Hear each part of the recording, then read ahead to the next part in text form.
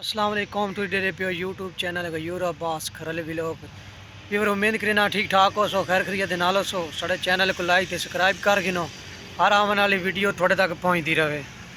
तो व्यूवर मैं बैठा ग्रीन पार्क के फ्रंट ते मैं चलो व्यूवर ना गप ला के थोड़ा जिहा फ्री बैठा। तो बाकी माशाल्लाह काफ़ी माहौल बनया पाया। तो हुण तां असां ग्रीन बिल्कुल फिट बनाई पे हैं। बाकी हम सिज लांदा पाया। ये देखो ड्यूटी का टाइम ख़त्म हो गया 5 बजते पे ने। ये भी फिर ग्रीन पार्क का बोर्ड है पे। ये देखो भी फिर बाकी उम्मीद करना खैर खरीद नाल सो जल्द जल्द साढ़े चैनल को लाइक ते सब्सक्राइब कर गिनो क्योंकि हर आने वाली वीडियो थोड़े तक पहुँचती रहे। बाकी विजिट करना थोड़ा थोड़ा जहा पिछे दे माहौल का तो वीडियो का करें एंड तो पहले थोक दिखेंदे हैं डेवो आ रही वो दिखेंदे हैं। ये देखो भी सामने रोड है पिया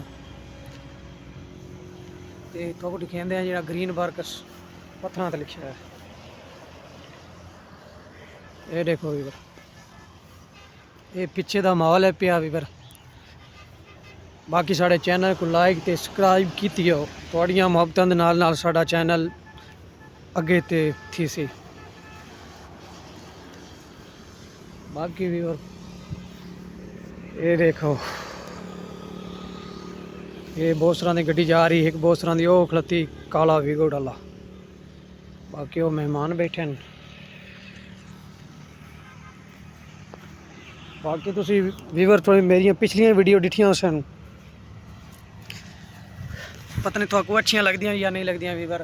बाकी साढ़े चैनल को लाइक ते सब्सक्राइब की हो इंशाल्लाह थोड़ियां मुहब्बतां दे नाल असां अगे वीडियो बनाते रहसूं।